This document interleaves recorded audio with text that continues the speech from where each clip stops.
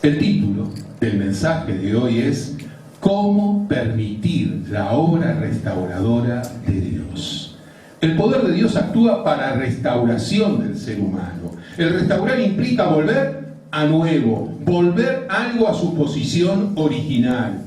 Hay obras de arte que requieren de especialistas para ser reparadas, a quienes se les llama restauradores. El ser humano fue creado por causa del amor de Dios. Sin embargo, la práctica del pecado arruinó la relación con Dios, por lo cual buscó la forma de restaurar la relación con Él. Por este motivo, se entregó a sí mismo para que sus criaturas fuesen restauradas y recuperasen su relación como hijos e hijas de Dios. La autosuficiencia como tal no es mala. Lo malo es cuando linda con la conducta orgullosa, soberbia y altiva, que no toma en cuenta la orientación dada por Dios y no permite la obra restauradora que Él puede hacer. El yo puedo, humildemente, con el auxilio de Dios, ayuda a hacernos responsables de nuestros actos. Sin embargo, el yo puedo infantil incluye el capricho, la testarudez y la actitud omnipotente del orgulloso. La persona orgullosa que no da lugar a Dios sufre por causa de su actitud caprichosa y testaruda. Y a su vez hace sufrir a quienes le rodean, porque no entienden razones ni aceptan ayuda, ni siquiera la de Dios. El apóstol Pedro, antes de ser un cristiano maduro, fue una persona que se excedió en su autosuficiencia, hasta el punto de llegar a ser una persona orgullosa, que se dejaba llevar por sus impulsos y sus caprichos. En primer lugar, en la vida de Pedro podemos distinguir una autosuficiencia excesiva. Pedro ya venía con cierta historia. Vayamos a Lucas capítulo 5, 4 al 5. Lucas 5, 4 al 5. Y observemos este diálogo. Cuando terminó de hablar, dijo Jesús a Simón Pedro: vayan mar adentro y echen sus redes para pescar. Respondiendo Simón Pedro, le dijo: Maestro, toda la noche hemos estado trabajando y nada hemos pescado, mas en tu palabra echaré la red. Asimismo, en Juan capítulo 13, versículos 6 al 8, Juan 13, 6 al 8, se encuentra otro diálogo. Entonces vino Jesús a Simón Pedro, y Pedro le dijo: Señor, ¿tú me lavas los pies? Respondiendo Jesús y le dijo: lo que yo hago, tú no lo comprendes ahora, mas lo entenderás después. Pedro le dijo: no me lavarás los pies. Jesús le respondió: si no te lavare, no tendrás parte conmigo. Pedro, más allá de sus buenas intenciones, él era propenso a desafiar a su maestro y contradecirlo. Él se sentía algo así como inmune a la equivocación, al fracaso y a las debilidades. En Lucas 22, versículos 31 al 34, Lucas 22, 31 al 34, un nuevo diálogo nos sorprende. Dijo también el Señor Jesús: Simón, he aquí Satanás te ha pedido para zarandearte como a trigo. Y Pedro, ¿qué le dijo? Señor, dispuesto estoy a ir contigo, no solo a la cárcel, sino también a la muerte. En Mateo 26, 33, la respuesta de Pedro es: aunque todos se escandalicen de ti, yo nunca me escandalizaré. ¿No les parece que hay cierto tono de excesiva autosuficiencia en cada actitud y expresión de Pedro? Notemos la expresión zarandeado. zarandear. Jesús le estaba dando a entender a Pedro: Pedro, vas a ser probado. Y en cierto sentido Pedro le respondía: te equivocaste, eso a mí no me va a pasar. El Señor agregó en su advertencia que la fe de Pedro se debilitaría, que iba a flaquear, por lo cual en Lucas 22:32 le dijo: he rogado por ti, que tu fe no falte. Pero Pedro seguía firme en su postura de que los demás eran débiles. Él no. No tomó en serio la palabra de Dios. Satanás ya había tentado a Jesús. Y en aquel tiempo tomó el control de la vida de Judas. El grupo de los 12 estaba siendo probado. En particular, Pedro se encontraba en la cuerda floja. Pero Pedro seguía pensando que era inmune. Es más, estaba prácticamente ofendido por las palabras de Jesús, que obviamente se había confundido con él. Muchas veces, el pensar que se es inmune al fracaso o a la debilidad espiritual es el comienzo de la decadencia espiritual. Esta tendencia a independizarse de Jesús, de sus enseñanzas, de sus consejos y advertencias, le trajo a Pedro muchos trastornos. Pedro negó al Señor al mejor estilo de una persona débil en los caminos del Señor. No solo eso, cuando caminó sobre las aguas, mientras mantuvo su mirada puesta en Jesús, pudo estabilizarse. Cuando dejó de mirar a Jesús para prestar atención al fuerte viento que lo sacudía, se hundió. ¿Cuántas veces iniciamos la marcha en algo poniendo los ojos en Jesús y las circunstancias quieren distraernos? En Mateo 14, 29 al 30 dice: andaba Pedro sobre las aguas para ir a Jesús, pero al ver el fuerte viento tuvo miedo y comenzó a hundirse. Dio voces diciendo: Señor, sálvame. Si nos ponemos a pensar, fueron una gran cantidad de pequeñas cosas las que fueron minando la vida espiritual de Pedro. Pequeñas cosas fueron las que contaminaron su vida espiritual. Son las pequeñas cosas las que deterioran la relación interpersonal con otras personas. Y obviamente también las pequeñas cosas son las que deterioran la relación con Dios. En la excesiva autosuficiencia, soberbia, hay un autor que dice de Pedro: la soberbia precedió, fue antes de la caída. Cuando Jesús le dijo a Pedro que su fe iba a ser probada, que Satanás lo estaba pidiendo para ser zarandeado, nos hace recordar la oportunidad en que el adversario pidió probar a Job. Cuando el adversario nos ve firmes, encaminados, apunta directamente a aquellos que están comprometidos. Porque quiere hacerlos flaquear, quiere debilitar al pueblo de Dios. Fue la fe, aunque en conflicto, lo que mantuvo a Pedro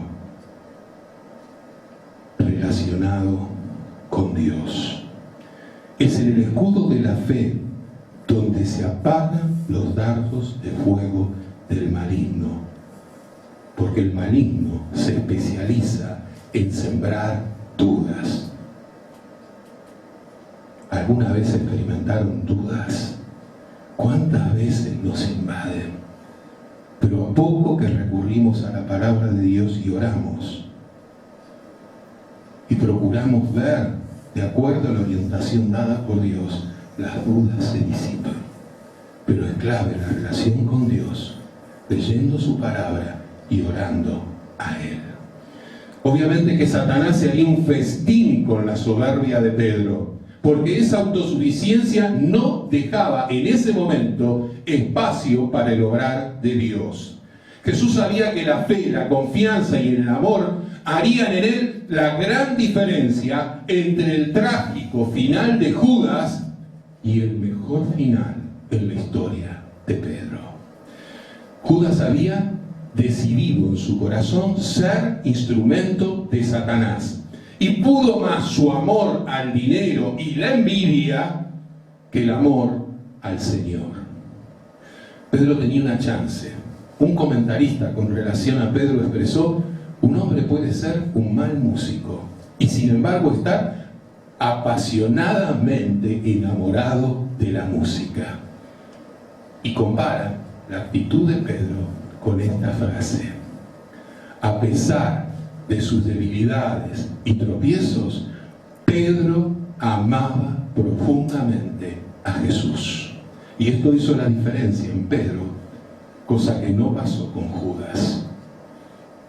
La excesiva autosuficiencia, definitivamente el orgullo de Pedro, nos lleva a sacar las siguientes conclusiones.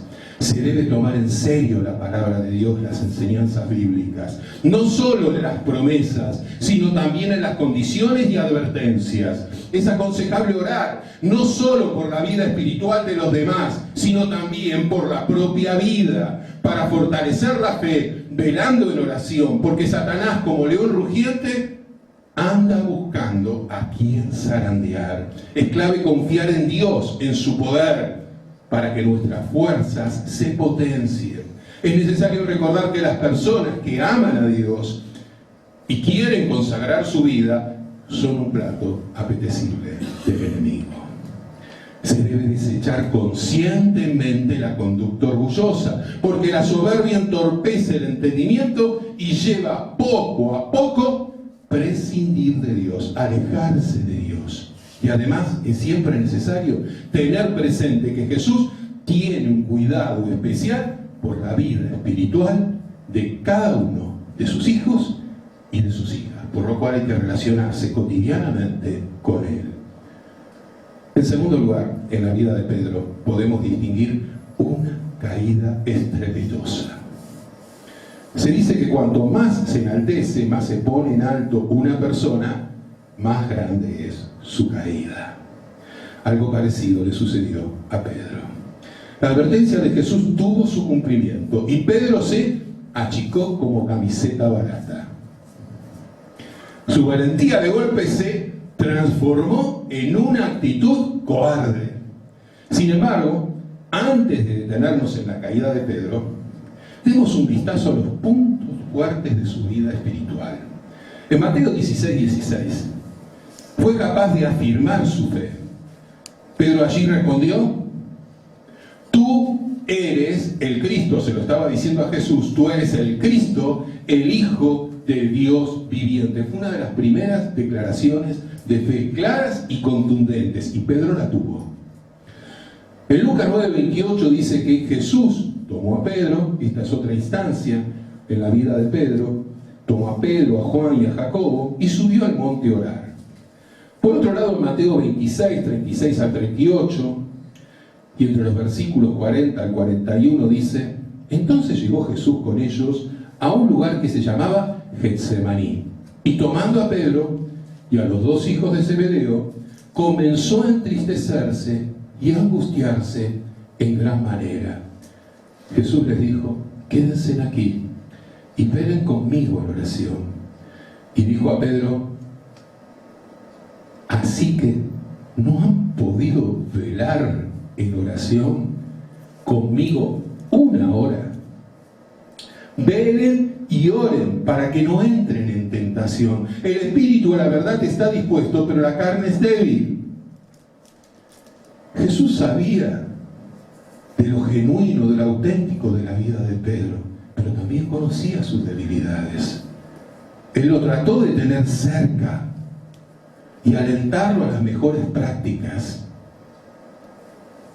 de meditación en la palabra, de oración. Sin embargo, cada tanto Pedro se tomaba alguna licencia. Ni siquiera una hora pudo velar en oración por su maestro. Pedro era un hombre que amaba a Dios y había pasado por momentos de estrecha y profunda comunión con Dios. Diríamos que había vivido experiencias espirituales poco comunes con el Señor. Sin embargo, todavía le costaba aprender algunas lecciones. El Señor mismo le mostró en su vida el lugar de la oración, la importancia de fortalecerse orando en tiempos de prueba y de angustia. La caída de Pedro fue un hecho contundente. Todos los evangelios, con más o menos detalles, mencionan la negación de Pedro. Una simple criada atemorizó a Pedro, quien negó su identidad. Dice en Juan, capítulo 18, Juan 18, 15 al 18, lo siguiente: y seguían a Jesús, Simón Pedro y otro discípulo. Y este discípulo era conocido del sumo sacerdote, y habló a la portera e hizo entrar a Pedro. Entonces, la criada portera dijo a Pedro: ¿no eres tú también de los discípulos de este hombre? Dijo él, Pedro: yo no lo soy. Juan hizo pasar a Pedro del zaguán al patio, pero Pedro se quedó ahí a mitad de camino, mezclándose con gente que no amaba a Jesús. La escena era de desconcierto. Pedro no encontraba su lugar, no estaba ni de un lugar ni del otro. De golpe se ha transformado en un cristiano errante, alguien que no encontraba su identidad, ni entre los cristianos ni entre los incrédulos. Jesús pide definición. ¿Amás otra cosa más que a Dios? Como Judas. ¿Amás a Jesús como para seguirle más allá de las dificultades? Pedro pasó del sumum de la felicidad al no lo conozco, en un abrir y cerrar de ojo. Probablemente el canto del gallo sonó para Pedro como una puñalada. En el momento de mayor dolor, en el clímax de su fracaso, cuando la herida se abría y desgarraba cada vez más, Pedro se cruzó con la mirada de Jesús. Dice en Lucas 22:61, Lucas 22:61, vuelto el Señor, Jesús gira su cabeza en esa situación donde lo llevaban a la cruz, lo mira a Pedro, y Pedro se acordó de la palabra del Señor, lo que él le había advertido. Esa mirada fue al mismo tiempo una bofetada para Pedro, porque ponía en evidencia su pecado. Y por otro lado, una caricia, porque ponía de manifiesto el amor de Jesús por él, el amor que Dios tiene hacia esta humanidad. Fue allí cuando Pedro se reencontró con su Maestro y Señor, y la palabra divina cobró otra dimensión, otro significado. El Espíritu Santo trajo a la mente del discípulo herido las palabras de Jesús. Y seguramente no solo trajo la advertencia de su caída, sino también la predicción de su restauración. Esto lo leemos en Lucas 22:32. Lucas 22:32. Y tú, esto lo dice Jesús a Pedro, una vez vuelto, confirma a tus hermanos. La experiencia de la caída de Pedro nos deja varias enseñanzas. Entre ellas podemos rescatar las siguientes: que la palabra de Dios nos anticipa ciertas situaciones que vamos a vivir.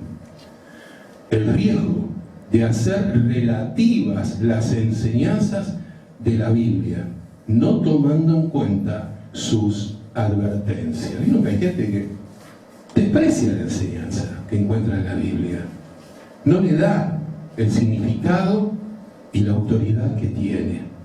Incluso algunos toman esas enseñanzas como exageradas, no actuales, y es todo lo contrario.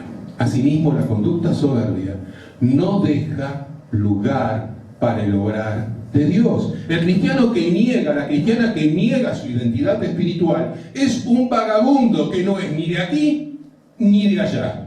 No está cómodo con los cristianos y no está cómodo con los incrédulos. Por otro lado, cuando se pierde de vista la autoridad de la palabra de Dios, se puede pasar de la cumbre espiritual, como decíamos con relación a Pedro, a el no lo conozco, en un abrir y cerrar de ojos. Cuando se da lugar al Espíritu Santo, las enseñanzas bíblicas cobran un nuevo sentido y traen a nosotros la certeza de un Dios restaurador. Es importantísimo no solo orar por la vida espiritual de otros, como decíamos, sino también por la propia, para fortalecerse frente a la tentación, para orar por madurez en la fe y en el discernimiento de la voluntad de Dios para afrontar las distintas circunstancias. La prevención espiritual caracterizada por el velar en oración es preferible a tener que curar heridas que pueden ser muy profundas. Más vale prevenir que curar. En tercer lugar, en la vida de Pedro podemos distinguir el arrepentimiento genuino. En Lucas 22:62 dice que Pedro lloró amargamente. Y por lo que después se ve en Hechos y en sus cartas, sin temor a equivocarnos, que estas lágrimas fueron de arrepentimiento, no de cocodrilo. Pedro realmente se arrepintió. Pedro fue orgulloso, impulsivo y ansioso, pero también fue alguien capaz de reconocerse como pecador y pudo humillarse delante de Dios. Esta capacidad fue usada por Dios para superar el mal trance, crecer, madurar, aprender del fracaso y proyectarse en la vida cristiana. Quien no es capaz de humillarse no confía en Dios, en el amor perdonador y restaurador que Dios ofrece. Dios perdona a todo aquel que se acerca a Él en forma genuina, con un arrepentimiento genuino, dando el control de su vida a Cristo, constituyéndolo en su Señor y Salvador. El arrepentimiento genuino se muestra en un cambio de raíz en el modo de pensar, sentir y actuar, que parte de una actitud de quebrantamiento delante de Dios. Asimismo se caracteriza por confiar en el amor perdonador y restaurador de Dios. El arrepentimiento de Pedro fue sincero y el Señor lo transformó en una nueva persona. Es notorio el cambio de actitud en Pedro. En 1 Pedro 5:6 y versículos 8 al 10, Pedro expresó: humíllense pues bajo la poderosa mano de Dios, para que Él los exalte cuando fuere tiempo. Sean sobrios y velen, porque su adversario el diablo, como león rugiente, anda alrededor buscando a quien devorar, al cual resistan firmes en la fe. Mas el Dios de toda gracia, que nos llamó a su gloria eterna en Jesucristo, después que hayan padecido un poco de tiempo, Él mismo los perfeccione, afirme, fortalezca y establezca. Estas son palabras de Pedro después de haber sido restaurado, haciendo a un lado el orgullo que lo apartó del Señor. Cuánta riqueza hay en la vida de Pedro para tomar en cuenta para nuestras vidas.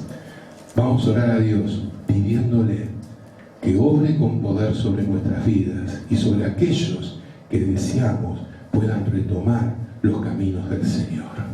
Señor, gracias por tu palabra, por la nueva oportunidad que nos diste en Cristo Jesús. Gracias, Padre, porque a pesar de alejarse algunos que han entrado en tu camino, tú, Padre, sigues extendiendo tus manos de misericordia para restaurarle. Gracias, Padre, porque tú retrasas tu venida, para que aquellos que aún no se han arrepentido, aún no se han consagrado, tengan la oportunidad de hacerlo. Gracias, Padre, por este ejemplo de la vida de Pedro, donde tú fuiste obrando desde un principio en su vida, donde podemos ver tu mano poderosa trayéndolo nuevamente a tu camino. Pero Pedro tuvo que hacer su parte, reconocer sus errores, humillarse ante ti y comenzar a obedecer de manera clara y evidente tus enseñanzas. Te alabamos y te bendecimos por todo esto en Cristo.